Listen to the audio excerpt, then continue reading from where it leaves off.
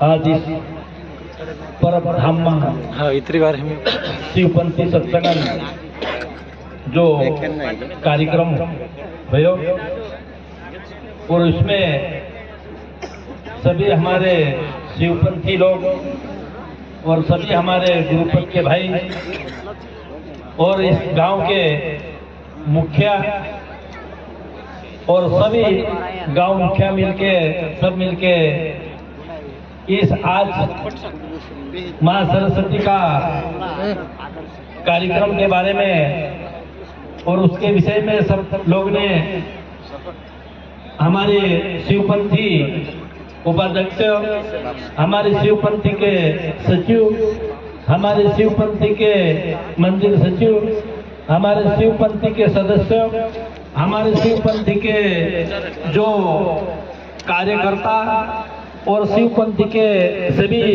हमारे समिति लोग और आयोजक समिति और जो सब मिलकर हमारे यहाँ सब इतनी ज्यादा मेहनत करके इस कार्यक्रम के लिए करे हैं। 1 महीना से पहले कर रहे हैं ये लोग और इन्हों को सभी को मैं बहुत बहुत बधाई देता हूँ। और आज मंच के ऊपर उपस्थित हमारे भाई लोग बैठे हुए हैं और हमारे गायक कलाकार, हमारे संगीत वाले और तबला मास्टर, ये हमारी सभी को आनंद मंगल और इनकी सुनकर हमारे बहुत खुश हुआ हूँ। और ये हमारे भाई सब मिलकर हमें अच्छी अच्छी बातें बताई, हमारे शरीर में कैसा समझाना, हमारा शरीर को हम किस हिसाब से चल सकते हैं, हम किस हिसाब से रह सकते हैं, हमारा क्या मकसद है, ऐसा सभी के बारे में हमारा मजन महाराज बताया है और उसके बारे में टंटिया महाराज बताया है। और बाकी सभी हमारे दूध समिति वाले, हमारे सुरक्षा समिति वाले, हमारे खाना बनाने वाली समिति वाले, हमारे निर्णायक समिति वाले, हमारा लेन देन करने वाली समिति, ये सभी समिति मिलकर हम इस कार्यक्रम कर पाए हैं। इसीलिए सभी समिति को मैं खूब खूब बधाई और सबका जय शिवाय नाम। और आज हमारा बड़ी खुशी की दिन है कि भाई आज नाग दिवाली है और नाग दिवाली के अवसर पर आज नाग लोगों में नाग दिवाली मनाई जा रही है और इस नाग लोग में नाग दिवाली मना रही है और इस मृत्यु लोग में हम शिवपंथी वाले सत्संग वाले हम भी इस नाग दिवाली के अवसर पर बैठकर हम सब मिलकर भजन कीर्तन सुन रहे हैं, सब मिलकर सत्संग सुन रहे हैं और सब मिलकर इस सत्संग के बारे में हम सब मिलकर कोशिश कर रहे हैं। क्योंकि ये महत्वपूर्ण समय है, क्योंकि नाग लोग में नाग दिवाली मनाई जा रही है। नाग दिवाली क्यों मनाई गई है? क्योंकि भगवान शंकर ने इसी नाग देवता को हमारे गलन में धारण किया है, इसी खुशी में सब लोग नाग दिवाली मनाई है। इसीलिए हम नाग लोगों के बारे में मैं भी, क्योंकि ये भी हमारे लिए भगवान के रूप है, क्योंकि ये भगवान के गले में ऐसा ही नहीं पड़ा है, क्योंकि इनका महत्व बहुत ज्यादा, क्योंकि इनकी माता जी ने भक्ति करी है, इन लोगों ने भक्ति करी है, तब जाके भगवान के गले में पड़े हैं। इसीलिए हम नाग दिवाली के अवसर पर हमको डावर महाराज कहा कि नहीं कि नाग दिवाली के अवसर पर हमारा मुख ने दूध का प्याला पिएगा, नाग दिवाली के अवसर पर हमारा कान शब्दों का प्याला पी लेगा और नाग दिवाली के अवसर पर हमारा नेत्र से देख के प्याला पी लेगा। ये हमारा इंद्रिय के ऊपर कंट्रोल करने के लिए हमको इस सत्संग करना पड़ा है, क्योंकि हम हमारा इंद्रियों के ऊपर हम कंट्रोल करेंगे, हम इंद्रियों को हमारी अच्छी बात सुनाएंगे, इंद्रियों को हमारा अच्छा प्रसाद खिलाएंगे। इंद्रियों को तो यही इंद्रिय हमारे लिए अच्छा भगवान का स्वरूप बन सकता है। इसी कारण से आज ये समय बहुत महत्वपूर्ण की है, क्योंकि भगवान राम की विवाह पंचमी है आज, और आज के दिन भगवान राम सीता माता साथ विवाह करा और वही पंचमी आज इसी समय के दिन है। और उसी खुशी में भी हम इस सभी लोगों को हम भगवान राम की खुशी में भी हम सभी लोगों को हम सत्संग करने का निर्णय हम गुरु वंश सिंह बाबा ने दिया है, क्योंकि ऐसा अवसर पर हम सत्संग सुनने का मिलना चाहिए, ऐसा अवसर पर हम अच्छी प्रसाद खाने के लिए मिलना चाहिए, ऐसा अवसर पर हमको दूध का प्याला मिलना चाहिए, क्योंकि दूध का प्याला में जो समुद्र मंथन हुआ था उसी समय के ऊपर नाग देवता की मंथनी थी और मंदरा पर्वत का वो था और उसी से हमारी समुद्र मंथन हुआ था। उसी में नाग देवता की बड़ी भूमिका थी, क्योंकि उसने भी नाग देवता ने उसी मथुरी से उसी नागलोक को खींचकर समुद्र मंथन किया था। इसीलिए गुरु वंश सिंह बाबा ने इसी नाग देवता की बड़े महत्व बताई है और उसी समुद्र मंथन के समय पे समुद्र में उसी समय अमृत गिरा था कि जब तक पहले हमारे सलाद पूर्णिमा करी थी उसी समय भी हमारे गुरुदेव ने हमको अमृत के बारे में बताया था और इसी नाग दिवाली और भगवान राम की विवाह पंचमी के दिन भी हमें अगर ऐसा कार्य सुनने का मिले, ऐसा काम करने का मिले तो ये भी हमारे लिए अमृत है, क्योंकि अमृत से कम चीज ये नहीं है। जो गुरु वंश सिंह बाबा की बातें हैं ये भी एक अमृत समान है। इसी कारण से हम सब करते रहे और गुरु वंश सिंह बाबा की बात रखते रहे, क्योंकि हमारा मकसद एक ही है, क्योंकि हमारी समाज नशा से मुक्त होना चाहिए, हमारी समाज धर्म में जुड़ना चाहिए, क्योंकि जब तक धर्म में नहीं जुड़ेंगे तब तक अच्छी बात नहीं आएगी, जब तक नशा से मुक्त नहीं होंगे तब तक हमारा मन में अच्छा विचार नहीं आ सकता है। इसीलिए गुरु वंश सिंह बाबा ने कहा है कि नशा से मुक्त हो और धर्म में से जुड़ी रहो, क्योंकि जब तक धर्म से जुड़ी नहीं रहेंगे तब तक कुछ नहीं होगा।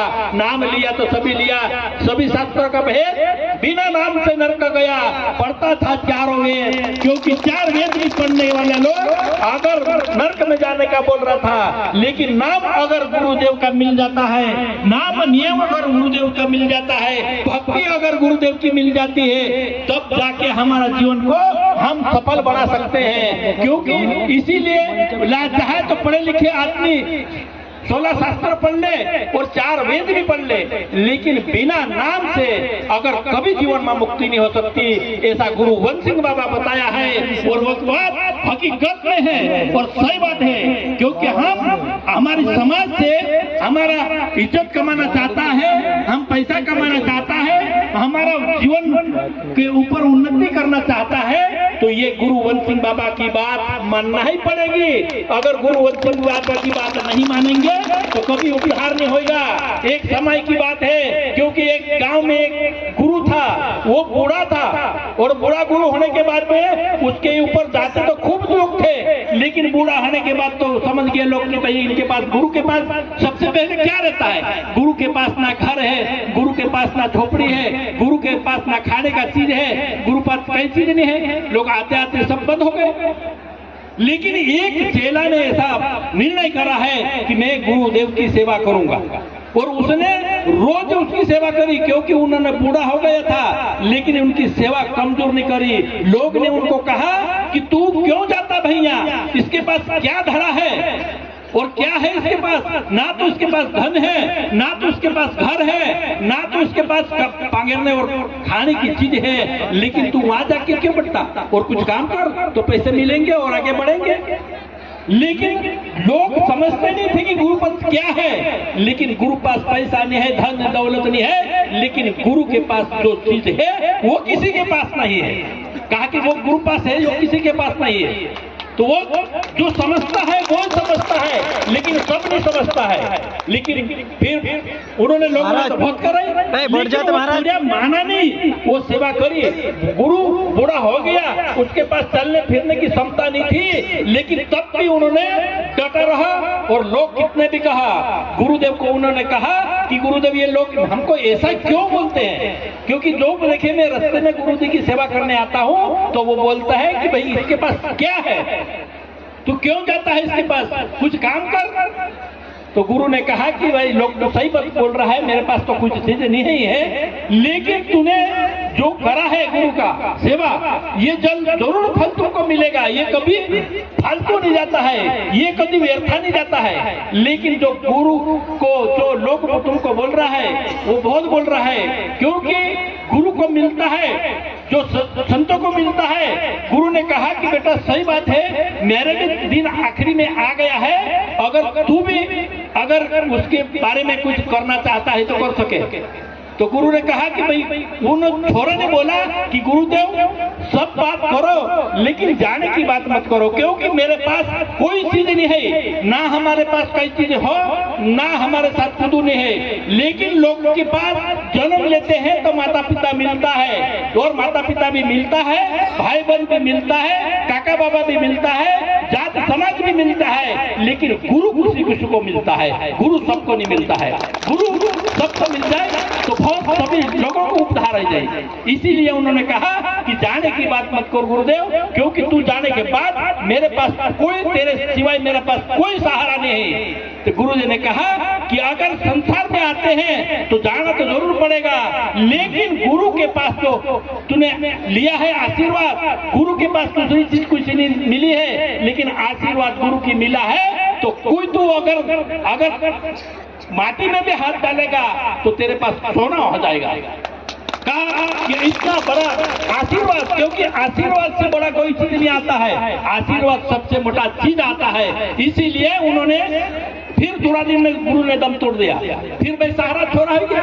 बेसहारा होने के बाद किसी ने चलते फिरते कहा कि आज अपने यहाँ गुजरात में आ रहे ऐसे सेठ लोग मिल गए थे, उनको मिलने के बाद कहा कि भाई बेटा तू बेसहारा हो गया, अब तो कुछ काम कर, क्योंकि आप खेती है, खेती में कुछ काम कर।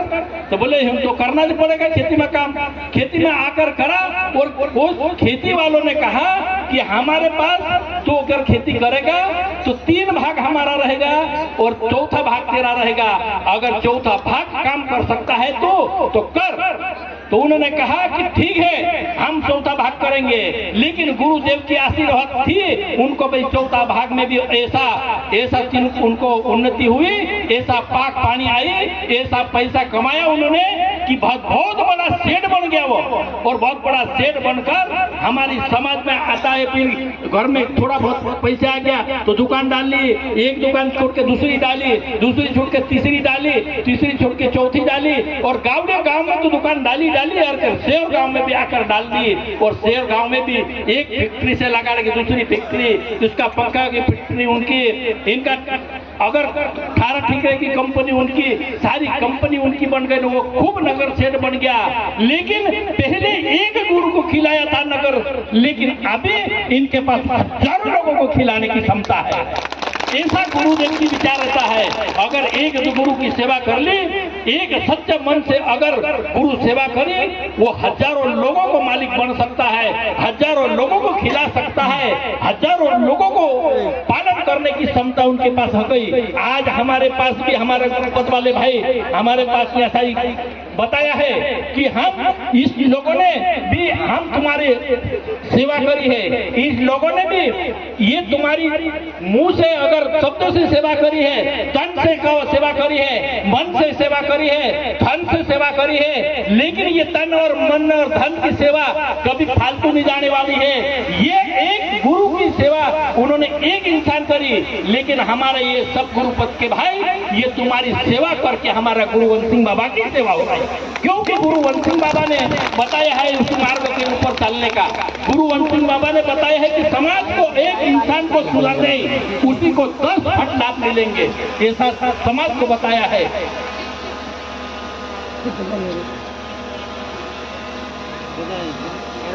इसीलिए मदन महाराज ने कहा उदाहरण के तौर पर, क्योंकि एक बकरी के लिए उन्होंने उदाहरण दिए हैं, लेकिन उसी को कैसा इनको चलाना चाहिए, लेकिन गुरु वंश सिंह बाबा ने हमें कैसा सिखाना है, इसीलिए ज्ञान का सोटा लिया और ज्ञान के सोटा मार कर हमारे मन को सीधा कर दिया और हमारा मन भगवान के ऊपर लगने लगा।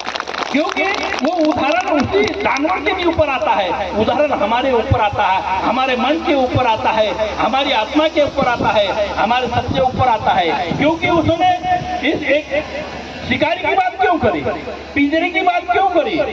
इसीलिए करी है कि हम बोलने तो सीख जाते हैं लेकिन हकीकत में जाल को नहीं पहचानते हैं। इसी कारण से उसकी जाल का उदाहरण दी। इसीलिए हम जाल रहती कैसी है और उसी को पहचानना है, तब जाके हम उस जाल में नहीं फंसेंगे। लेकिन बोलना तो सीख जाते हैं, नाम हमें याद है जाल, नाम हमें इसे याद है कि हम इसमें फंस सकते हैं, लेकिन उसी रेती कैसी है वो हमको पहचान में नहीं आई। इसीलिए संसार में माया की जाल है, इन संसार में काम की जाल है, लोभ की है, लालच की है। अगर हम इस लोभ लालच में फंसे रहेंगे तो हम फंस जाएंगे, उस जाल में फंस जाएंगे। फंसते हुए भी हम भगवान का नाम लेंगे लेकिन हम जाल के नहीं पकड़ पाएंगे। इसीलिए गुरु वंश सिंह बाबा ने कहा कि इससे कितना थोड़ा खाओ लेकिन भगवान के नाम से खाओ, भगवान के नाम से रहो, भगवान से नाम से फिरो, भगवान से नाम से हिंडो। ये सारी बातें भगवान गुरु वंश सिंह बाबा ने हमें खूब अच्छी बात बताई है। एक समय में उन्होंने कहा, एक संत ने हमारे गांव में, एक गांव में संत आया और संत ने कहा कि भाई तेरी संत की दो इनकी बहुत बड़ी वचन था। क्या वचन था? कि मैं जिस गांव में जा रहा हूं उसी गांव में जो लोग 100 यज्ञ करेंगे उसी का हाथ का पानी पीऊंगा, खाना खाऊंगा, और जो लोग झूठ जिंदगी में नहीं बोले उसके घर में जाके घर जाऊंगा, इससे अलावा किसी के यहाँ नहीं जाऊंगा।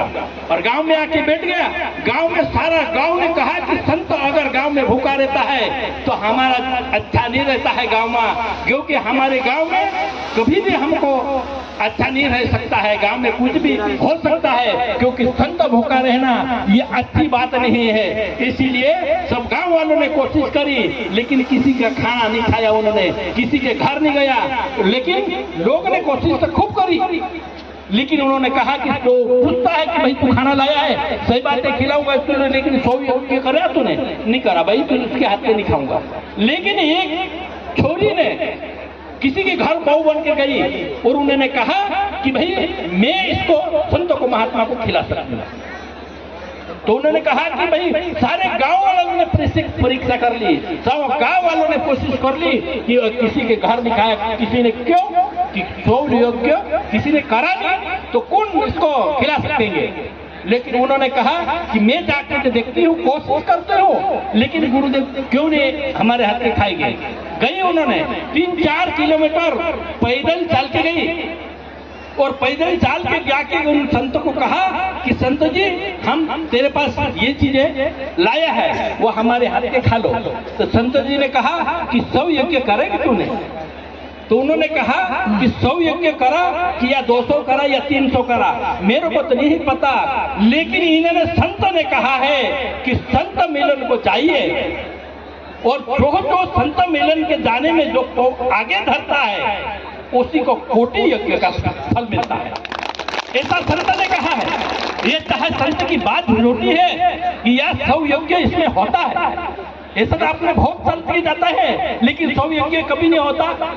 लेकिन ये 100 यज्ञ कैसा हुआ? लेकिन उन्होंने संत मिलन के लिए गया है, संत मिलन के लिए पांव धरा है, इसीलिए उनको 100 यज्ञ का फल मिलता है, ऐसा संत ने कहा है। तो ऐसे संत को ये बात उस छोरी ने बताई तो संत को मानना पड़ा, क्योंकि हाँ सही बात है, क्योंकि 100 यज्ञ ऐसा नहीं होता है, लेकिन संत मिलन में होता है। संत मिलन में जाकर हम पैदल चल के जाते हैं, उसी को एक में एक यज्ञ का फल मिलता है, लेकिन वो संत मिलन में मिलता है। इसीलिए वो संत मिलन गया, उसी हाथ का दूध पी लिया उन्होंने और उसी हाथ का दूध पिया। और एक सेठ आया था बहुत बड़ा लखपति पैसा वाला, उन्होंने कहा कि मैं एक व्यापारी लोग हूँ लेकिन मेरे घर पे तू चलो। तो उन्होंने कहा कि भाई झूठ कभी नहीं बोला तूने? झूठ कभी नहीं बोलूंगा और झूठ कभी बोला नहीं है। ठीक है भाई चलो। गया उन्होंने, ले गए। वो लोग हंस रहे थे क्योंकि ये तो व्यापारी लोग थे, कितना झूठ बोल बोल के इन्होंने बहुत सारा धन कमा लिया है, लेकिन इन्हें झूठे के साथ में सत्संग तो लोग जा रहे हैं। ये क्या है भाई? तो उन्होंने कहा कि संतों को उन्होंने आदमी को पूछा था गुरुदेव ने कि भाई तूने कितनी संपत्ति तेरे पास है? तो उन्होंने कहा कि मेरे पास 30,000 संपत्ति है, इससे अलावा कुछ नहीं है। तो उन्होंने लोग ने हंस रहे थे कि भाई इनके पास तो करोड़ों की संपत्ति है और ये कितना छोटा आदमी है कि ये 30,000 की संपत्ति बता रहा है।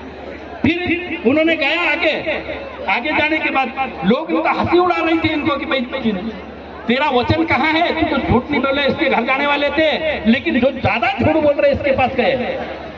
जाके घर जाने के बाद उन्होंने कहा कि तुम्हारा बच्चा कितना है? तो बच्चा एक है।